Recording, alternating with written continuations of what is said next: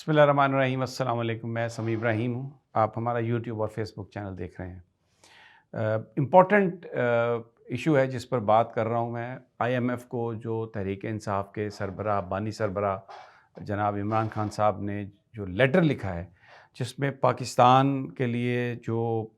بیل out package ہے، جو قرضے کا پروگرام ہے، وہ انہوں نے اس کے حوالے سے بات کی ہے اور آئی ایم ایف سے کہا ہے کہ یہ جو موجودہ حکومت بن رہی ہے، یہ پاکستان کی لیجیٹمیٹ گورنمنٹ نہیں ہے۔ یہ ووٹ کو چوری کر کے یہ حکومت بنی ہے، اور ان کو اگر آپ لون دے رہے ہیں تو وہ میرا نہیں خیال عمران خان صاحب کے مطابق کہ یہ پاکستان کے لوگوں پر خرچ ہوگا۔ یہ جس طرح ماضی میں انہوں نے لوٹ کھسوٹ کی ہے، اسی طرح یہ پیسے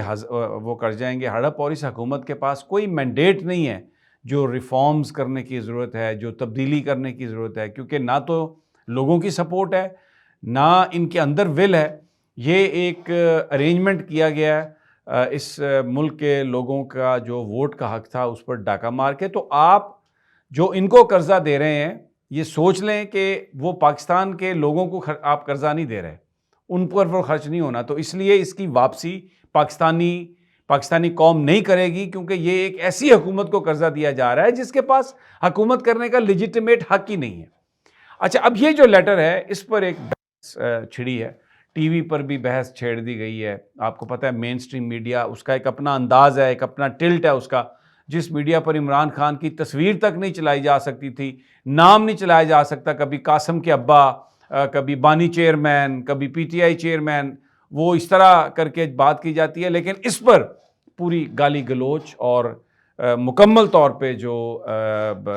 ایک بیانیہ بنانے کی کوشش کی جا رہی ہے، اور کہا یہ جا رہا ہے کہ یہ دیکھیں جناب، یہ خان صاحب نے تو ذاتی مفادات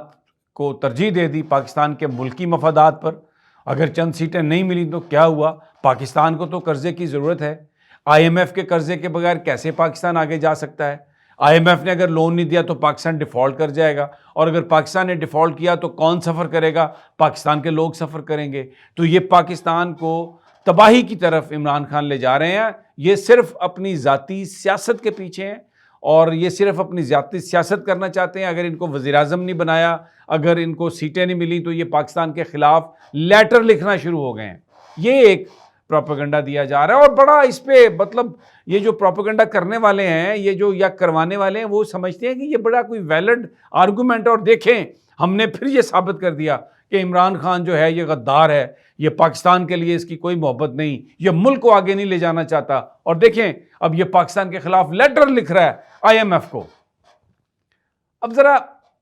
یہ جو سارا آرگومنٹ ہے، ذرا اس پہ آپ ایک جب تک اس کا کانٹیکسٹ نہیں دیکھتے، پورا اس پر نظر نہیں ڈالتے، تو آپ حتمی رائے جو ہے وہ نہیں بنا سکتے۔ اس کو اس طرح سے میں بیان کرتا ہوں۔ آج خان صاحب سے اڈیالہ جیل میں پوری ایک تفصیل بتاؤں گا، صحافیوں کی بات ہوئی، ہم تو کھڑے رہے، مجھے نہیں جانے دیا گیا اندر، صرف میں وہ ان صحافیوں میں، باقی 10-11 لوگ جو ہیں وہ اندر چلے گئے تھے۔ بعد میں وہ اے آر وائی کے حسین چودھری صاحب ہیں، ان کو بھی نہیں جانے دیا گیا، حالانکہ اسلام آباد ہائی کورٹ کے چیف جسٹس کا آرڈر ہے۔ لیکن ایک جو پولیس جو ایک انسپیکٹر یا سب انسپیکٹر تھا جیل کے دروازے کے باہر،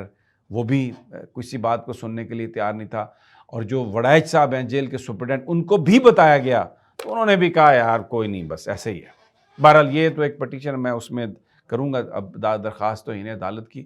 لیکن ابھی اس وقت جو ایشو جو ہے وہ جس پر میں بات کر رہا ہوں کہ یہ عمران خان صاحب نے یہ کہا کہ لیٹر جو ہے میں نے لکھا ہے، اور وہ لیٹر میری ہدایات کے مطابق لکھا گیا، اور وہ لیٹر انہیں یہ امید ہے کہ وہ آج جا چکا ہے، اور پھر علی ظفر صاحب نے شاید اس کی تصدیق بھی کی کہ لیٹر چلا گیا۔ تو عمران خان صاحب سے بھی یہ سوال ہوا، تو میں ان کا جو فلسفہ ہے، انہوں نے کہا کہ یہ ہمیں بتائیں کہ اس وقت جو پاکستان کی موجودہ صورتحال ہے، اس میں آپ کو سب سے امپورٹنٹ چیز جو ہے وہ پاکستان کے اندر پولیٹیکل استحکام چاہیے، تاکہ انویسٹمنٹ آئے،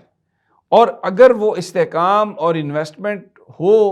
تو پھر پاکستان کے جو یہ اکانومی کے مسائل ہیں یہ حل ہوں گے۔ لیکن اگر آپ کے اندر نظام ایسا ہو جو پولیٹیکل سٹیبلٹی نہ لا سکتا ہو، جس سے استحکام نہیں آ رہا، تو اگر آپ قرضہ لیں گے تو سب سے پہلے مجھے یہ بتائیے کہ وہ قرضہ خرچ کہاں پہ کیا جائے گا،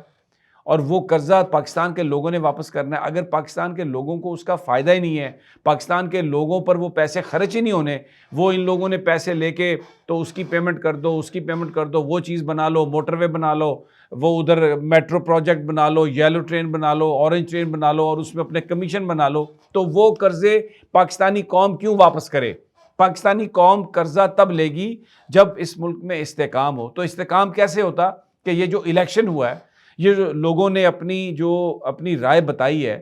ان کی رائے کو دن دہاڑے ایک ڈاکہ مار کر آپ نے اس کو، جو ہارے ہوئے لوگ تھے ان کو جتوا دیا، اور جو جیتے ہوئے جس پارٹی کو لوگوں نے ووٹ دیا اس کو آپ نے یہ کہہ دیا کہ یہ الیکشن ہار گئے ہیں۔ اور اگر وہ اس پر بات کرتے ہیں تو آپ انہیں پکڑ لیتے ہیں کہ آپ احتجاج کرتے ہیں، آپ دہشت گرد ہیں، آپ قانون کو اپنے ہاتھ میں لیتے ہیں۔ تو اس لیے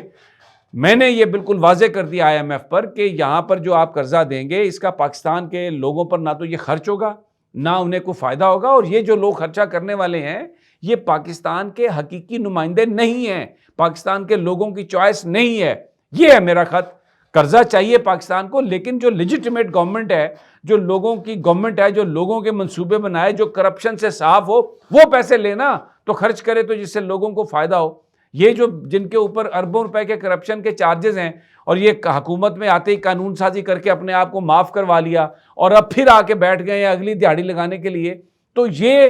پاکستان کے لوگوں کے نام پر تو قرضہ نہیں لے سکتے نا، نہ ان کو خرچ کر سکتے ہیں۔ تو یہ انہوں نے اس کی آج وضاحت بھی کی کہ یہ کوئی پاکستان کے خلاف نہیں ہے، بلکہ میں پاکستان کو بچانے کی کوشش کر رہا ہوں، میں پاکستان کے لوگوں کو بچانے کی کوشش کر رہا ہوں کہ یہ جو اتنا قرضوں کا انبار چڑھا دیا ہے، پہلے بھی آپ نے لے کے، اور کیا پاکستان کے لوگوں کو دیا پچھلے 70 سال میں، یہ $100 ارب کا جو پاکستان پر قرضہ ہے، یہ کہاں پاکستان کے لوگوں پر خرچ ہوا ہے؟ دوسری ایک بات ہے کہ دیکھیں، خط IMF کو لکھنا جو ہے وہ ایک رد عمل ہے، یعنی کسی ایکشن کا رد عمل ہے۔ ایکشن کیا ہے؟ آپ نے لوگوں نے ووٹ ڈالے، آپ نے چرا لیے۔ میں آپ سے ایک سوال کرتا ہوں کہ اگر دھاندلی نہ ہوئی ہوتی، اگر جو جیتے ہوئے لوگ ہیں ان کو زبردستی نہ ہرایا جاتا، اگر اپنے ذاتی مفادات اور ذاتی ایگو کو سیٹسفائی کرنے کے لیے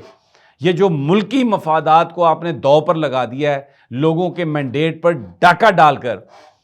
اگر یہ نہ ہوا ہوتا تو کیا عمران خان یہ خط لکھنے کی سوچتا؟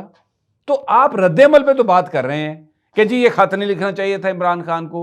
چلیں، ہو سکتا ہے اس آرگیومنٹ میں کہیں کوئی ویٹیج بھی ہو، لیکن آپ یہ تو بتائیے نا کہ وہ خط لکھ کیوں رہا ہے؟ اگر یہ ڈاکہ نہ ڈلا ہوتا، اگر یہاں پر دھاندلی نہ ہوئی ہوتی، اگر یہ سارے جو ادارے ہیں یہ مل کے جو لیجیٹمیٹ لوگوں کی رائے ہے اس کو رد نہ کرتے، اور ایک جھوٹ اور دھاندلی زدہ حکومت کو پاکستانی عوام پر مسلط کرنے کی کوشش نہ کرتے، تو کیا عمران خان یہ خط لکھتے؟ بالکل کلیئرٹی کے ساتھ عمران خان نے اپنی آج یہ بات کر دی ہے، اور وہ اس معاملے میں بالکل کسی بھی طرح سے پیچھے ہٹنے کے لیے تیار نہیں، اور وہ سمجھتے ہیں کہ یہ جو وہ کر رہے ہیں یہ پاکستان کے عوام کو بچانے کی کوشش کر رہے ہیں، کیونکہ یہ جو اس وقت جو حکومت بننے جا رہی ہے یہ پھر لوٹے گی پاکستان کو، اور باہر کوئی شاید اور بھی، پہلے تو 3 ایونز فیلڈ اپارٹمنٹ تھے، اب ہو سکتا ہے 10 بن جائیں، تو وہ اس کو روکنے کی کوشش کر رہے ہیں۔ دوسرا، انہوں نے پولیٹیکل ریکنسیلیشن کے بارے میں بات کی، یعنی لوگ ان سے کہتے ہیں جی آپ بڑے سخت ہیں جی، کسی سے بات نہیں کرتے۔ انہوں نے کہا 3 جماعتیں، MQM، پیپلز پارٹی اور نون لیگ، اس کے علاوہ ہر جماعت سے ہم بات کریں گے، ہر جماعت کے ساتھ مل کے کام کرنے کے لیے تیار ہیں، لیکن ان تینوں کے لیے نہیں، اس لیے کہ انہوں نے جو ڈاکہ ڈالا گیا عوام کے حقوق پر،